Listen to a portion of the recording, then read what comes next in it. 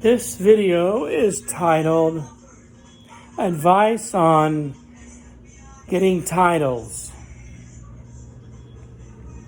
I am Lord Paul Douglas Fraley of the Imperial Micronational Lodge of Varangia. Titles such as these: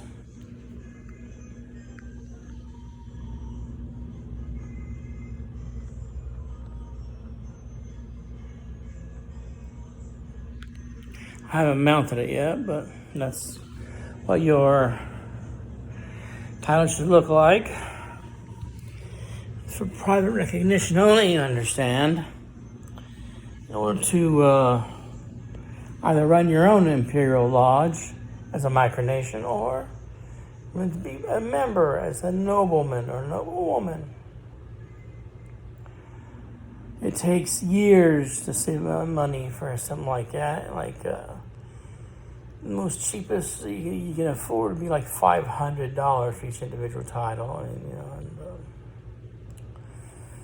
It cost me, actually, it was over $100 for my Pomeranian titles. And the other title is a Prince of the Church. Cost me about, let me think, I got that backwards. Yeah, the title of the Prince of the Church cost me a little over $100 because my memories are fading. I can't remember too well, like years ago. And the Pomeranian or Germanic titles I have cost me about $500, just under $500.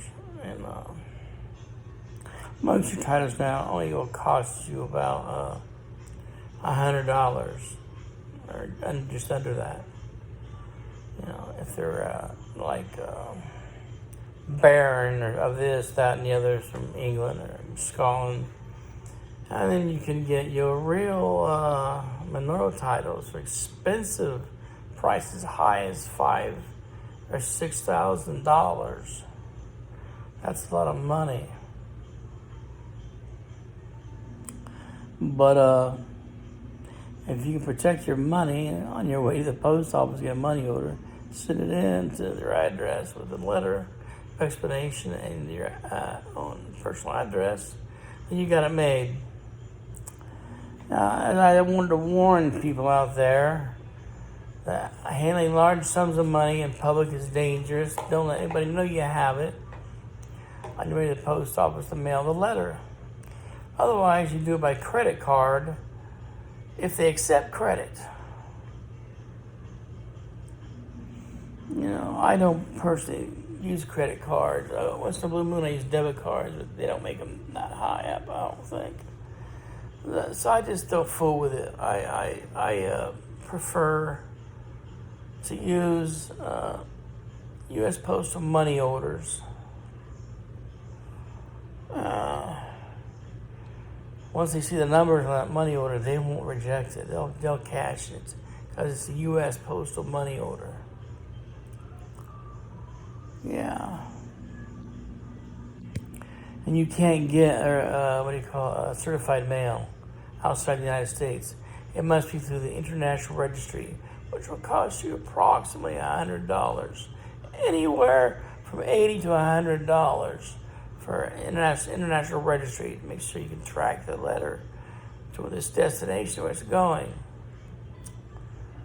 Like nobles.vip. If you have lucky enough to get their address, you can do it that way. And they have a website which you can peruse on their titles, and you can reserve one. Usually they won't keep it reserved for more than a year or two if you don't buy it right away. That's just a friendly warning. Make sure you get the money and make sure no one robs you in the process while you're going to the bank to get money, whether you just saving up cash to go to the post office. That's a lot of money. You better have a system to hide it in various places, or have somebody hold it for you. That's the best option right there. Anyway, I'm not going to say much more about that for security reasons, but This is my advice on how to go about getting titles. You can go to the Pomeranian titles. Just look it up on Google. Google it as you would noble titles for sale. It'll have a big list. It'll pop up in front of you, and you can choose. The best, I think, is the Pomeranian Livonian titles. But you can get other titles too that are more expensive than that. It's just the only reason you would want to do something like that is for credentials. That you can have the credentials and the authority to run an imperial lodge as a micronation.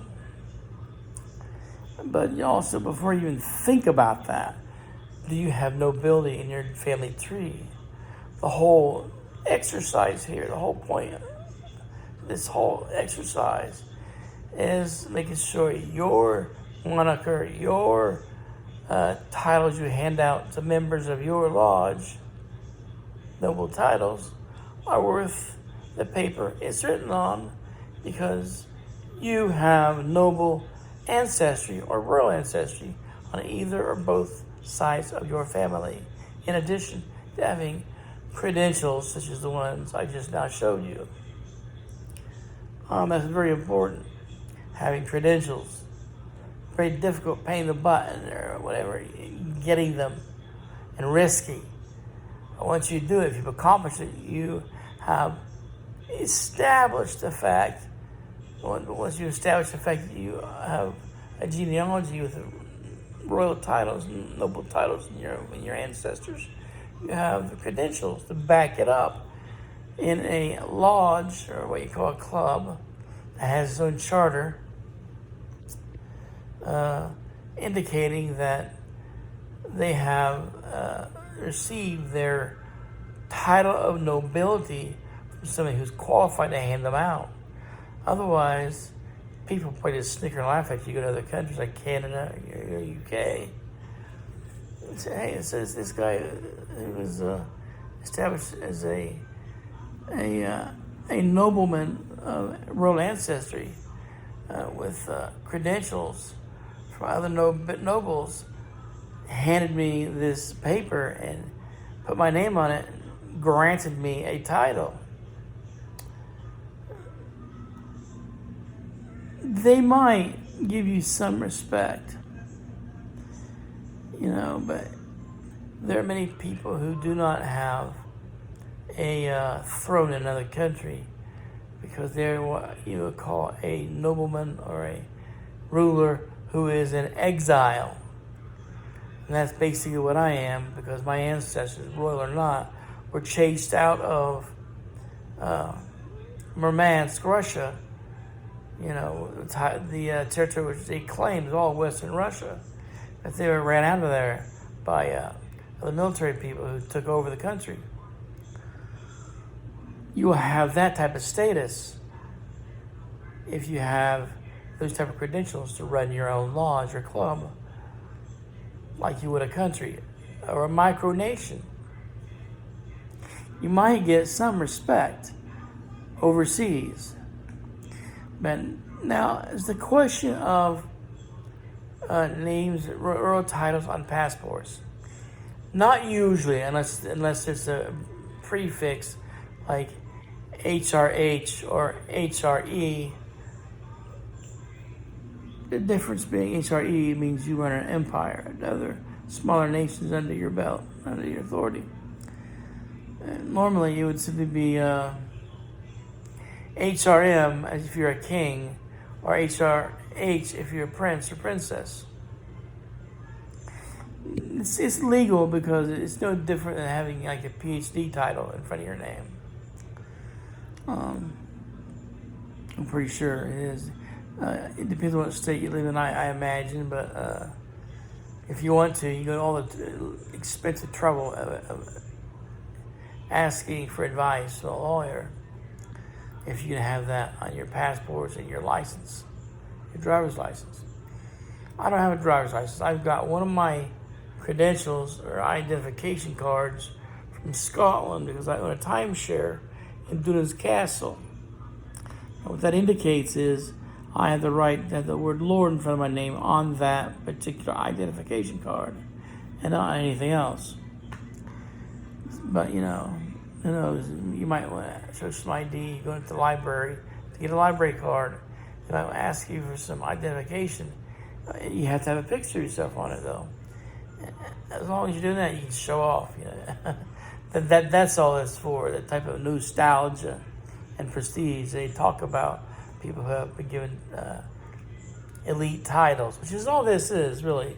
An elite title for myself as a micronational head of the lodge. So that's all the information I crammed back in here. There's some information which I cannot divulge for security reasons. And once you realize that, you should follow the same model and you'll be A-okay.